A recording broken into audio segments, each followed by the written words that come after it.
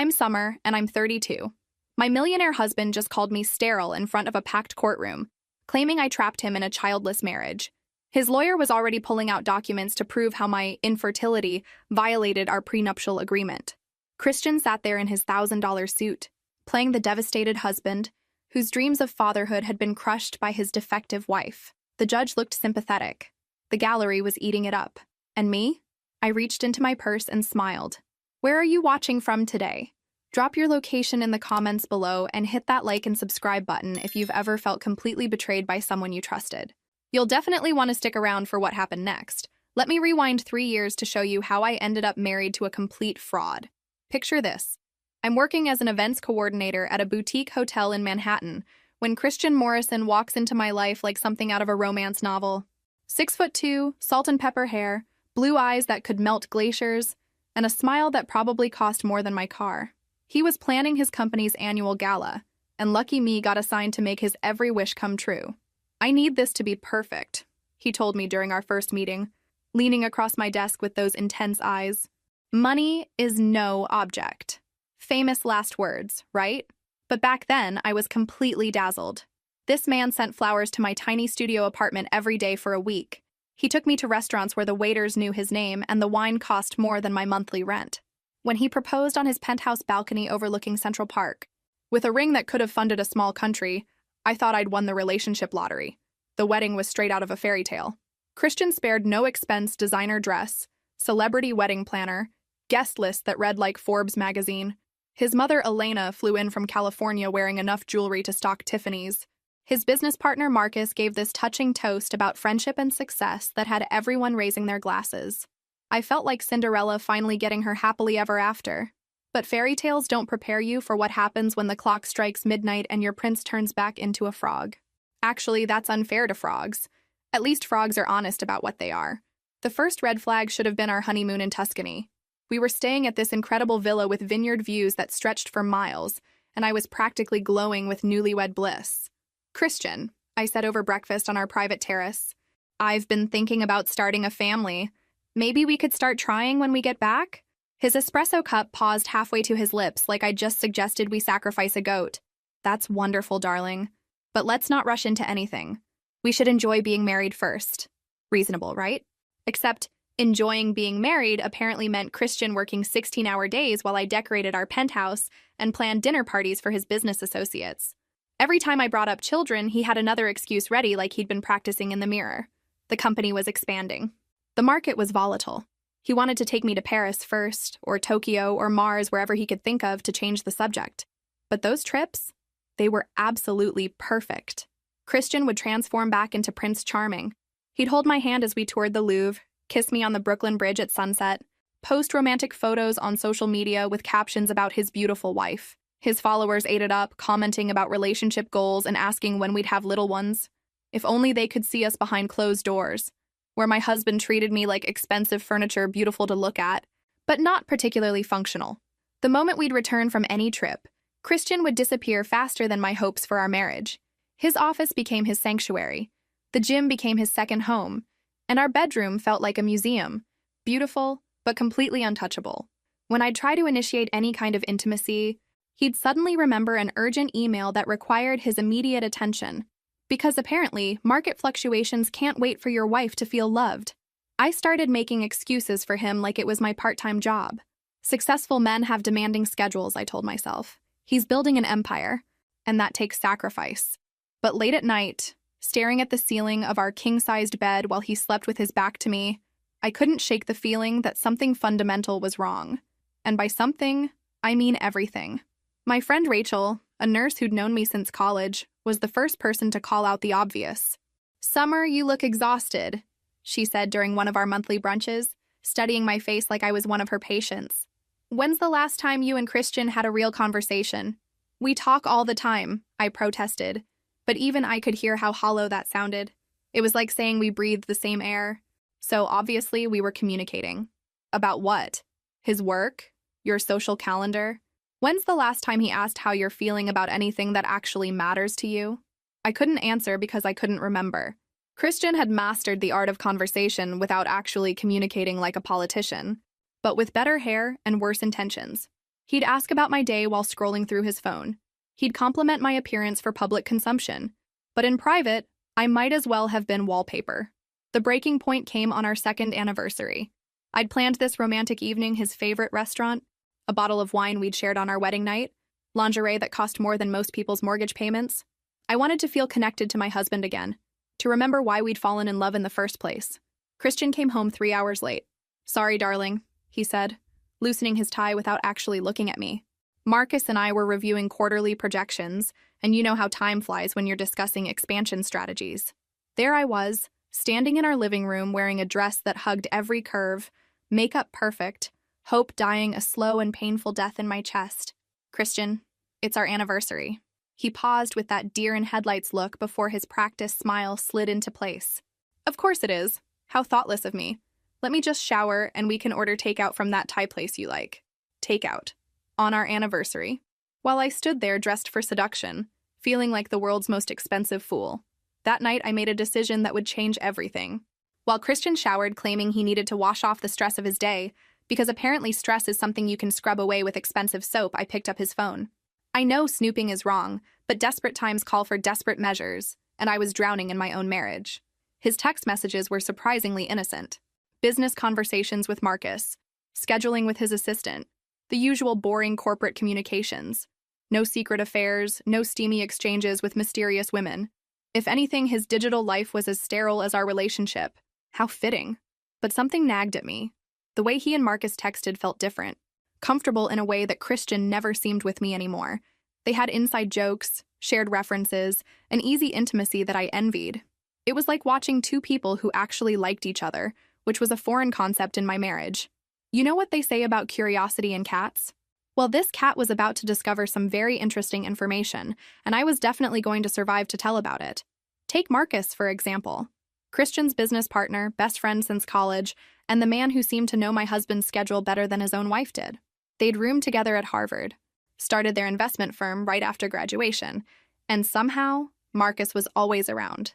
Always invited to our dinner parties, always joining us for holidays, always the third wheel who never actually felt like a third wheel.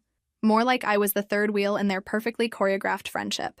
I started paying attention to things I'd previously ignored because I was too busy playing the perfect wife. The way Christian's entire demeanor would change when Marcus walked into a room suddenly animated, genuinely laughing, more alive than I'd seen him in months. The way they'd stand just a little too close during business discussions, their conversations flowing with an ease that made me feel like an outsider in my own home. "Marcus is coming for Thanksgiving," Christian announced one evening in November, not asking but informing me like I was his secretary. "Of course he is," I replied, not bothering to hide my sarcasm. Would it be a holiday without Marcus? Should I set a place for him at our anniversary dinner too? Oh wait, we don't have those anymore. Christian shot me a sharp look. "He's family, Summer. You know he doesn't have anywhere else to go." Family. Interesting choice of words, considering Marcus had parents in Connecticut and a sister in Boston. But apparently, our dinner table was where he belonged for every major holiday. I was starting to feel like the unwanted guest at my own celebrations, which is quite an achievement when you're paying for the turkey. But instead of starting another fight that would go nowhere, I decided to play detective. During Christmas dinner, I watched them like I was studying for the most important exam of my life. The shared glances, the way Marcus could make Christian laugh with just a raised eyebrow, the comfortable silence between them that spoke volumes. When Marcus complimented the dinner I'd spent all day preparing, Christian beamed with pride as if he'd cooked it himself. Here's something fun. Have you ever watched two people who are clearly in love try to pretend they're just friends? It's like watching a badly acted play where everyone's forgotten their lines but keeps going anyway. After the holidays, I made a discovery that sent my world spinning off its axis. Christian had forgotten to lock his home office safe, something that never happened, because my husband was more obsessive about security than the Pentagon. He kept important documents in there: property deeds, investment portfolios, insurance policies, and apparently life-changing secrets. I knew I shouldn't look. I knew I was crossing about 17 different lines. But my marriage was already broken, and I needed to understand why I was living with a stranger who happened to share my last name. Most of the contents were exactly what you'd expect: legal documents, financial records, business contracts. But tucked between his property deeds and his life insurance policy, like some kind of twisted Christmas present, I found a manila envelope with a medical clinic's logo. The letterhead read Metropolitan Men's Health Center, and the date was 3 years before we'd even met, before he'd swept me off my feet with talk of building a life together, before he'd nodded sympathetically every time I mentioned wanting children. My hands were shaking as I opened it, and honestly, they should have been. Vasectomy consultation and procedure confirmation. Voluntary sterilization. Completed successfully. Patient counseled on permanence of procedure. Let that sink in for a moment. My husband had me believing I was broken while he'd literally made sure we could never have children. The audacity was almost impressive.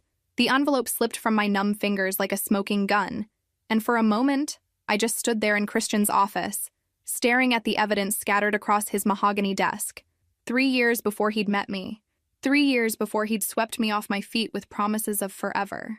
3 years before he'd let me believe that my body was somehow failing us both. Every conversation about our future family had been a performance worthy of an Oscar. Every time I'd suggested baby names or pointed out cute nursery furniture, he'd been acting. This man had built our entire relationship on a foundation of lies so elaborate it would make politicians jealous. I photographed the documents with my phone, my hands still trembling with a combination of rage and vindication. Then I carefully returned everything to its exact position in the safe, because if Christian thought he was the only one who could play the long game, he was about to get a very rude awakening. The next few weeks were pure torture. I sat across from Christian at dinner, making small talk about his day, while inside I was screaming loud enough to wake the dead. I watched him chat with Marcus about their latest business ventures, and suddenly their relationship took on a completely different dimension. Had Marcus known about the vasectomy? Was he part of this elaborate deception too? Of course he was. You don't share a dorm room, start a business, and maintain a decades-long friendship without knowing your partner's medical history, especially when that medical history directly impacts the woman he's married to. "You seem distracted lately," Christian observed one evening, not looking up from his tablet as he scrolled through emails like the caring husband he pretended to be. "Just tired," I replied, wondering how he could be so oblivious to the fact that I'd uncovered his lies. But then again, Christian had always been excellent at seeing only what he wanted to see. It's a useful skill when you're living a double life. The final piece of the puzzle fell into place during a dinner party we hosted for some of Christian's business associates. I was playing the perfect hostess, as always, when I noticed something that made my blood run cold. Marcus was adjusting Christian's tie, an intimate gesture that lasted just a beat too long. Their eyes met, and in that moment, I saw something that explained absolutely everything.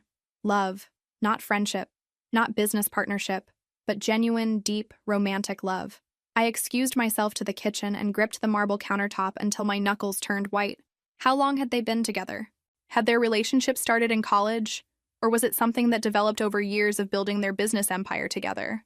More importantly, why had Christian married me if he was in love with someone else? The answer was probably sitting right there in that manila envelope, wasn't it?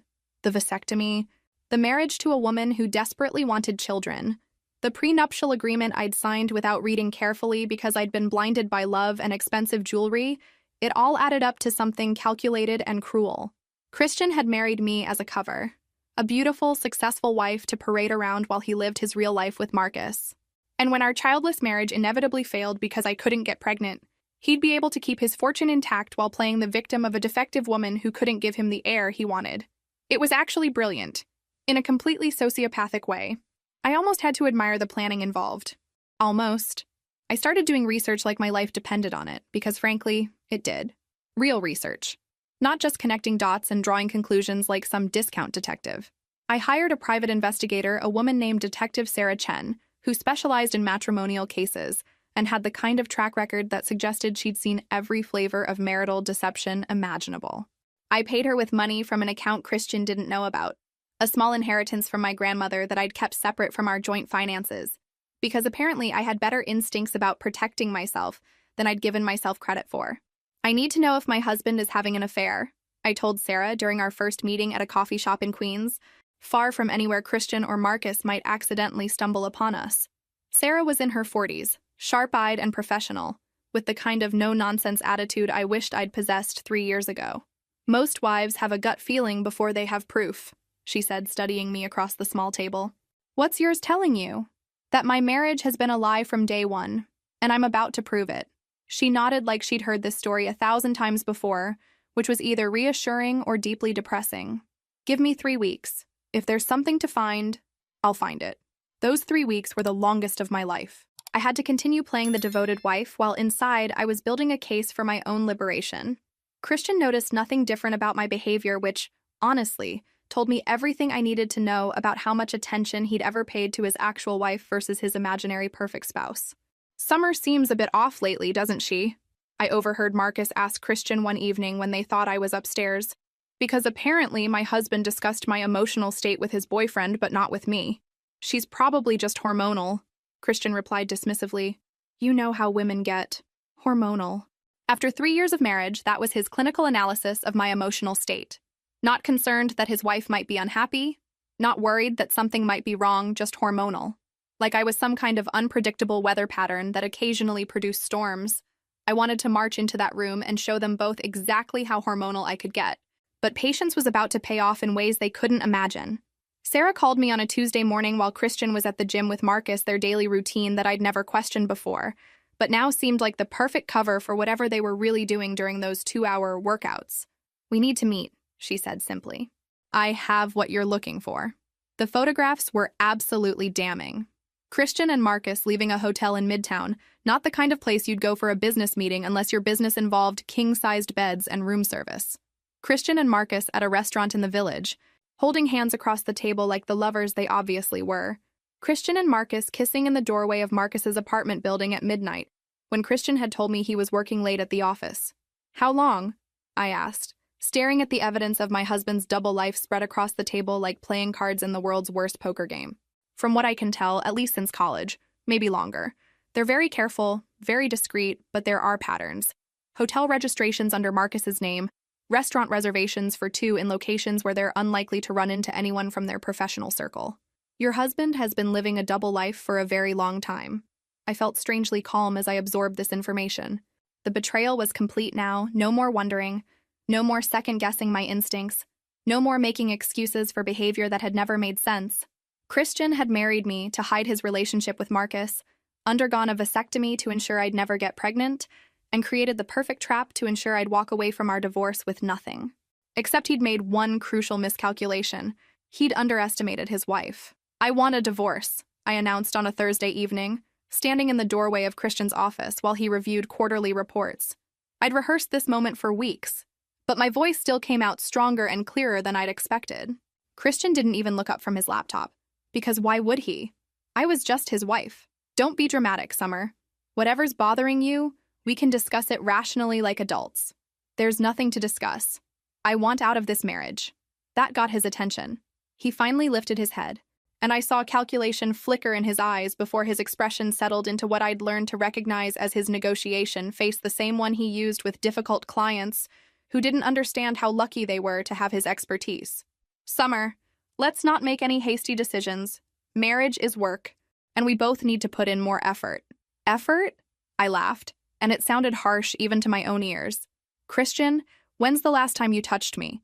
When's the last time we had a real conversation about anything that mattered? When's the last time you treated me like a wife instead of an expensive accessory that looks good at company parties?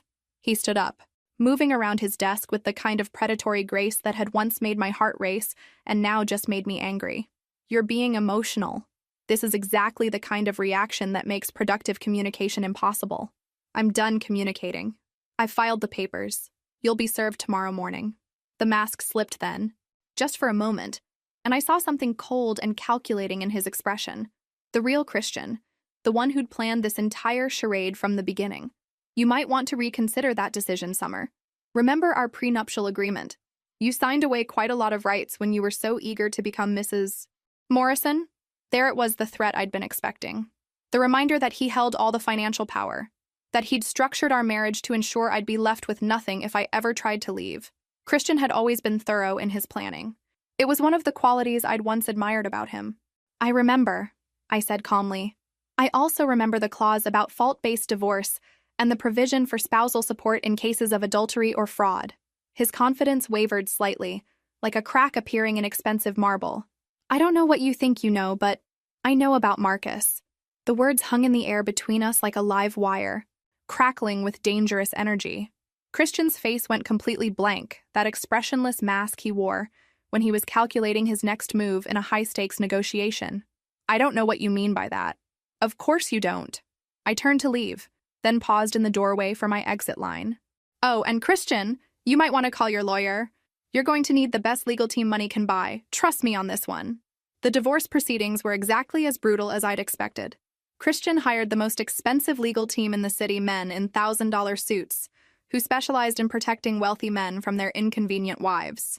They filed motion after motion, questioning my mental state, my financial contributions to the marriage, my fitness as a spouse. But they made one crucial mistake. They assumed I was the same naive woman who'd signed that prenuptial agreement 3 years ago. The preliminary hearing was scheduled for a Tuesday morning in family court.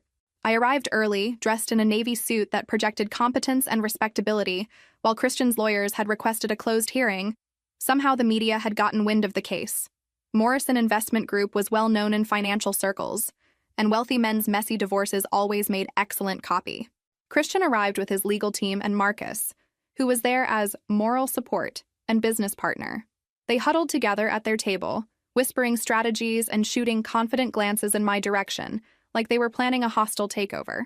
I sat alone with my lawyer, a smart woman named Jennifer Walsh, who specialized in David versus Goliath cases and had never lost to a Goliath yet.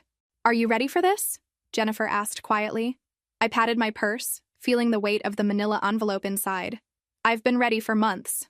The hearing began with Christian's lawyer painting him as the devoted husband whose wife had become increasingly unstable and demanding.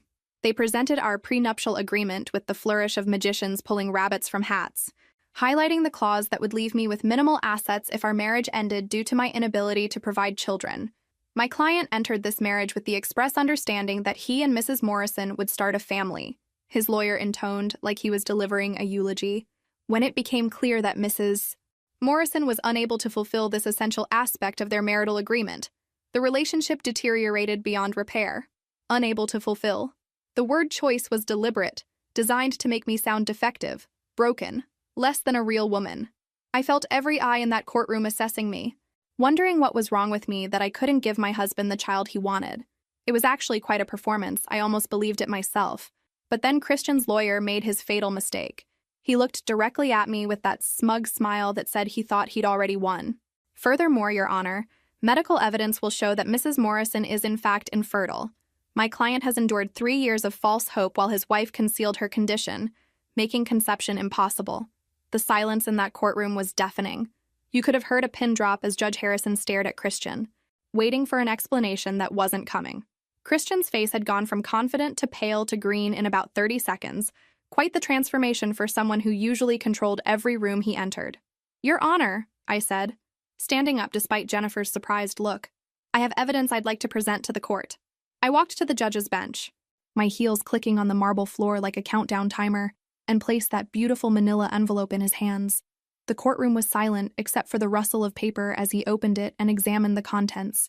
The vasectomy records, the private investigator's photographs, bank statements showing hotel charges and restaurant bills for Christian's secret dates with Marcus, phone records documenting late-night calls between them while Christian was supposedly working late. Judge Harrison's expression grew darker as he reviewed each piece of evidence. Finally, he looked up, his gaze moving from Christian to Marcus to me like he was watching the world's most expensive tennis match. "Mr. Morrison," he said, his voice carrying the weight of judicial authority and barely contained disgust, "would you care to explain these documents?" Christian's lawyer jumped up like his chair was on fire. "Your Honor, we weren't prepared to address these allegations today. We request a continuance to properly review these documents and prepare our response." "Allegations?" Judge Harrison's eyebrows shot up as he held up one of the photographs. "This appears to be your client kissing another man outside an apartment building. Are you suggesting this is somehow fabricated?" I watched Christian's world crumble in real time, and honestly, I should probably feel guilty about how satisfying it was. But after 3 years of being made to feel like I was the problem, like I was broken and insufficient, watching him squirm felt like justice served with a side of karma.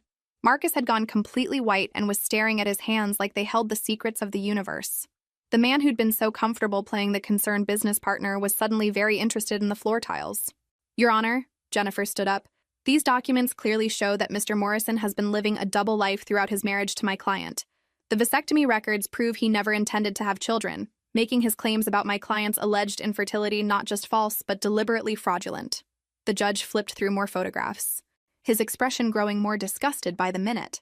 This court has seen many cases of marital deception, but this level of premeditation is particularly disturbing. Mr. Morrison appears to have deliberately married Mrs. Morrison as a cover for his relationship with, Judge Harrison glanced at his notes, Marcus Delacroix, then structured their prenuptial agreement to ensure she would receive nothing when the inevitable divorce occurred due to his own voluntary sterilization. Christian finally found his voice, though it came out as more of a croak. Your Honor, my relationship with Marcus is purely professional. Mr. Morrison, the judge's voice was ice cold. I strongly advise you not to commit perjury in my courtroom. The evidence before me suggests otherwise, and I've seen enough court cases to recognize a lie when I hear one. The media section was frantically scribbling notes. I could already see tomorrow's headlines. Investment mogul's secret life exposed, and Millionaire's marriage was elaborate fraud. Christian's carefully constructed public image was disintegrating faster than a sandcastle in a hurricane, and I had front row seats to the show. In light of this evidence, Judge Harrison continued, I'm ruling that the prenuptial agreement is void due to fraud. Mrs. Morrison entered this contract under false pretenses, believing she was marrying a man who shared her desire for children, when in fact, Mr. Morrison had deliberately made conception impossible. Christian's lawyer looked like he'd been slapped with a wet fish. Your Honor, we respectfully request. Furthermore, the judge's voice cut through the courtroom like a blade. I'm awarding Mrs. Morrison 50% of all marital assets, including the primary residence, vacation properties, and a substantial portion of Morrison Investment Group.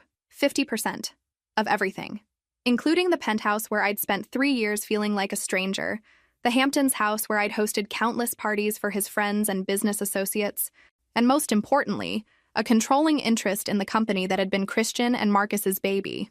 Christian shot to his feet like he'd been electrocuted. Your Honor, that's impossible. The company is my life's work, which you built during your marriage using community property laws, Judge Harrison replied coolly. Your wife was entitled to transparency about your intentions and fertility status. Instead, you committed fraud on a scale that shocks this court's conscience. I could practically see the dollar signs evaporating from Christian's eyes. The man who'd thought he was so clever, so careful in his planning, had just lost everything because he'd underestimated the woman he'd married for appearances. It was almost poetic. The aftermath of that courtroom victory was swift and brutal. Within 48 hours, news of Christian's deception had spread through Manhattan's financial district like wildfire. The story had everything gossip-hungry socialites loved: secret affairs, financial fraud, and a wealthy man's spectacular downfall. Christian's business associates started distancing themselves immediately. Nobody wanted to be associated with a man who'd committed marriage fraud, especially not in a world where reputation was everything. Phone calls went unreturned, lunch invitations were rescinded, and suddenly Christian found himself persona non grata in the very circles where he'd once held court. Marcus bore the brunt of the professional fallout. Their investors, already nervous about the scandal, began pulling their money when they realized the company's 2 founding partners had been living a lie that made soap operas look understated. The man who'd helped build Morrison Investment Group from the ground up was suddenly toxic by association. I moved back into the penthouse while Christian packed his belongings like a defeated general retreating from battle. The irony wasn't lost on me. The woman he'd tried to leave with nothing was now living in his home, surrounded by the art and furniture he'd chosen to impress people who no longer answered his calls. This isn't over, Summer, he said on his last day, standing in our former living room with boxes of his personal items stacked around him like the ruins of his former empire. You think you've won something? But you have no idea how to run a business. You'll lose everything within a year. I was sitting in his favorite leather chair, the one where he used to read financial reports while ignoring me. You know what's funny, Christian?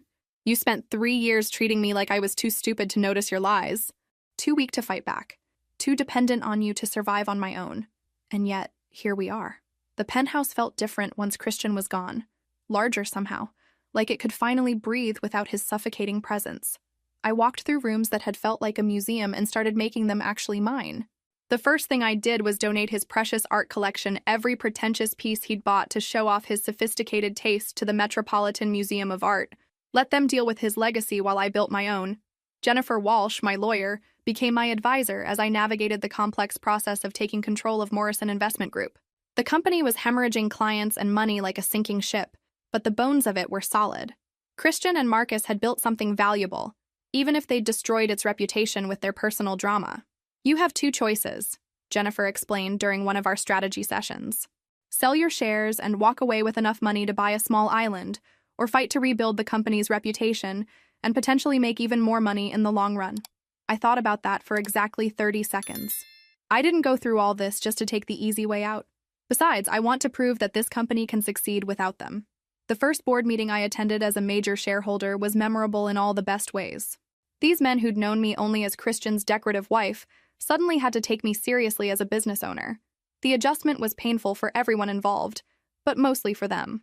Mrs. Morrison, one of the board members said carefully, like he was diffusing a bomb, "We appreciate your enthusiasm, but managing an investment firm requires specialized knowledge and experience."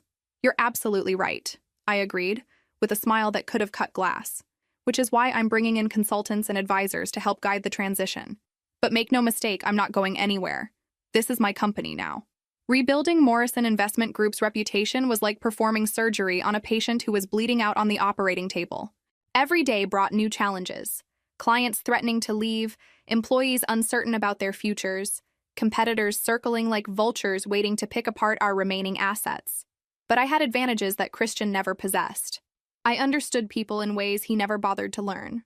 While he'd focused on numbers and profits, I'd spent years managing relationships, reading social dynamics, understanding what people really wanted versus what they said they wanted. Turns out those skills are surprisingly useful in business. My first major decision was rebranding. Morrison Investment Group became Meridian Capital Partners, a fresh start with no baggage from Christian's scandal. I hired a crisis management team, a new marketing firm, and most importantly, I brought in Rebecca Torres as CEO. Rebecca was everything I wasn't: financial expertise, 15 years of experience running investment firms, and a reputation for turning around struggling companies. She was also a woman in a male-dominated industry who understood exactly what it felt like to be underestimated by men in expensive suits. "Why me?" she asked during our first meeting. "You could hire any number of experienced executives who'd probably work for less money and fewer questions." "Because you know what it's like to have everyone assume you don't belong in the room," I said. "And because when I researched your track record, I realized you're exactly the kind of person Christian would never have hired, which makes you perfect for what we're trying to build." Rebecca smiled at that. "You want to prove that the company can succeed without him. I want to prove it can succeed better without him." The first 6 months were brutal in ways I hadn't anticipated. We lost about 40% of our client base, had to lay off a third of our staff, and there were days when I wondered if Christian had been right about my ability to run a business. But slowly, gradually, we started attracting new clients who were intrigued by our story. Turns out, there were a lot of people who enjoyed the idea of investing with a company that had been built from the ashes of a fraud scandal. We marketed ourselves as transparent, ethical, and led by people who understood the real cost of deception. It was a compelling narrative, and more importantly, it worked. Marcus tried to reach out to me once, about 8 months after the divorce was finalized. He called my office, somehow got past my assistant, and caught me during a late evening when I was reviewing quarterly reports and wondering if I'd bitten off more than I could chew. "Summer, I wanted to apologize," he said, his voice heavy with guilt that was probably genuine. "I never meant for you to get hurt in all this." "But you knew I would be," I replied calmly, setting down my pen and leaning back in my chair. "You knew Christian had married me under false pretenses, knew he'd undergone a vasectomy, knew he was planning to leave me with nothing when our childless marriage inevitably failed.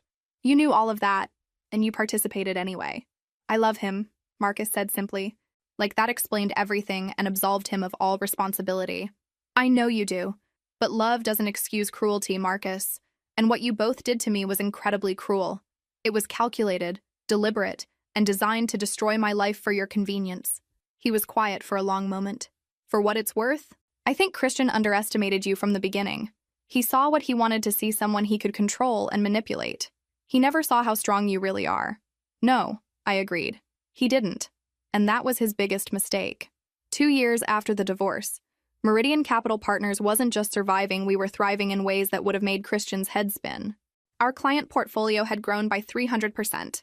We'd opened offices in Chicago and Los Angeles, and Rebecca had been featured on the cover of Financial Weekly as one of the industry's rising stars. But my real triumph came on a Tuesday morning when my assistant buzzed my office with unusual excitement in her voice. "Ms. Morrison, you have a visitor, a Mr. David Chen from Chen & Associates. He says it's about a business proposition that you'll find very interesting." David Chen turned out to be Sarah's brother, the private investigator who'd helped me gather evidence against Christian. Unlike his sister, David was a corporate acquisitions specialist who made his living buying and selling struggling companies like some kind of business vulture. "I have something I think you'll want to see," he said, sliding a folder across my desk with the satisfaction of someone delivering excellent news. "Morrison Investment Group is going up for sale." I opened the folder and felt a smile spread across my face that probably looked borderline predatory. Christian and Marcus's original company, the one they'd lost most of their clients and investors after the scandal, was now bleeding money and desperately seeking a buyer. The asking price was a fraction of what the company had been worth during its heyday. "They're asking $12 million, David explained. "Based on their remaining assets and client contracts, it's actually a decent deal for someone who knows how to turn around a damaged brand. $12 million. Pocket change compared to what I'd walked away with from the divorce settlement. More importantly, it would give me the chance to complete the circle to own the company that Christian had built his entire identity around. There's one more thing," David added with a grin that suggested he enjoyed his work as much as I was about to enjoy mine. "They don't know you're the potential buyer. I've been representing you through a shell company, so as far as they know, they're selling to anonymous investors." The thought of Christian's face when he realized who was buying his life's work was almost too delicious to contemplate. Almost. The acquisition went through without a hitch, smoother than Christian's lies had once seemed. Morrison Investment Group officially became a subsidiary of Meridian Capital Partners, and with it came something I hadn't expected. Closure that felt better than any therapy session. Christian called me the day the sale was finalized. I was in my office, looking out at the Manhattan skyline and thinking about how much my life had changed when my phone rang with his number. I almost didn't answer, but curiosity won. "Summer." His voice was flat, defeated, stripped of all the confidence that had once made him so attractive. "I just found out who bought the company." "Congratulations on the sale," I said pleasantly, like I was talking to any other business acquaintance. "I hear you got a fair price considering the circumstances and the company's current reputation. Why?" The question came out raw, angry, like a wounded animal. "You've already taken everything from me. Why this too?" "I didn't take anything from you, Christian. I simply stopped letting you take from me." I leaned back in my chair, feeling oddly peaceful about this conversation.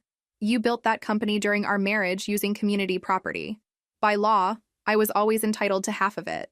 Now I own all of it, fair and square. You don't understand what that company meant to me. I understand perfectly. It was your identity, your proof of worth, your legacy. Just like our marriage was supposed to be my identity, my proof of worth, my legacy.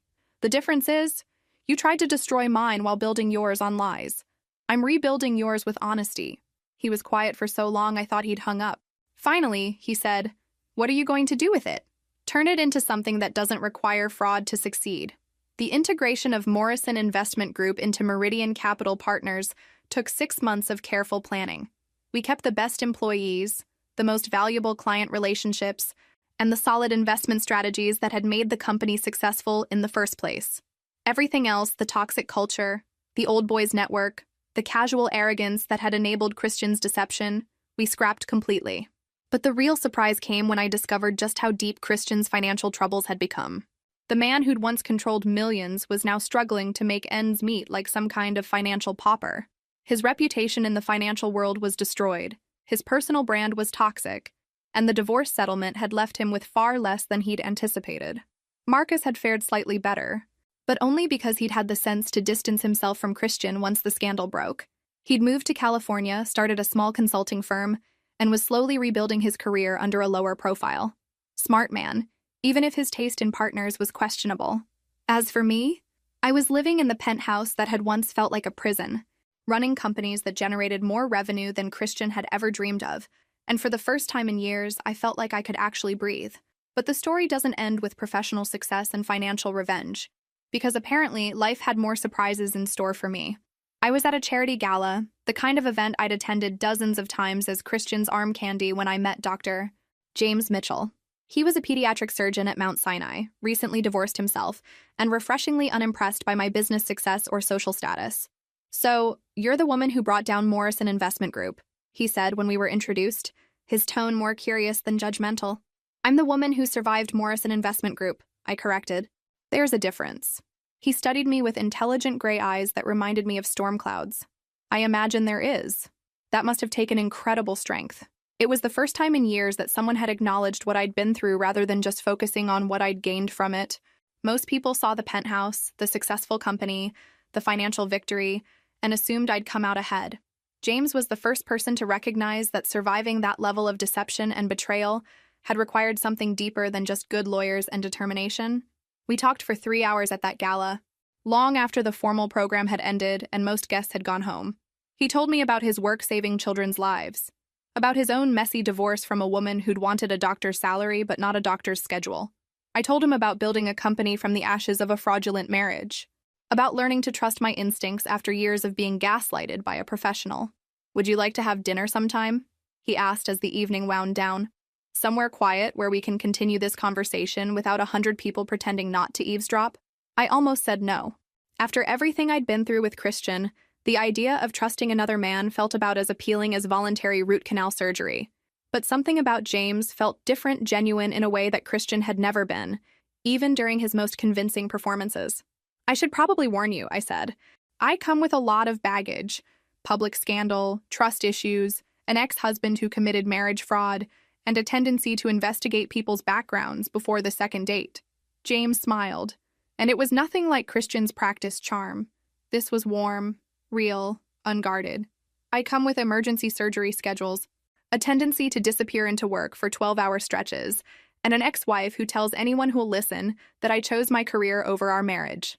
Want to compare baggage over dinner on Friday?" I realized I was smiling back, the first genuine smile I'd felt in longer than I could remember. That sounds perfect.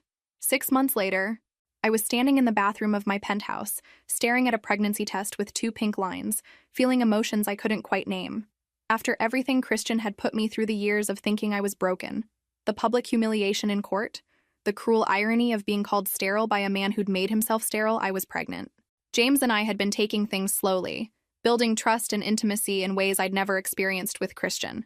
He'd been patient with my anxiety about commitment, understanding about my need for independence, and amazingly supportive of my business endeavors. When I'd told him about wanting children someday, he'd simply said, "Someday sounds good to me when you're ready."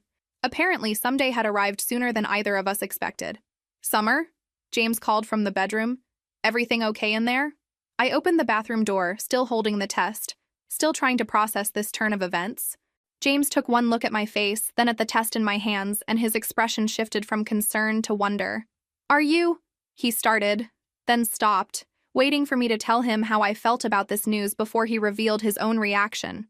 "I'm pregnant," I said, the words feeling surreal. After all of Christian's lies about me being infertile, after believing for years that I might never be able to have children, I'm actually pregnant. James crossed the room in 2 steps and wrapped me in his arms, careful and gentle like he was afraid I might break. "How do you feel about it?" "Terrified," I admitted. "Excited, vindicated.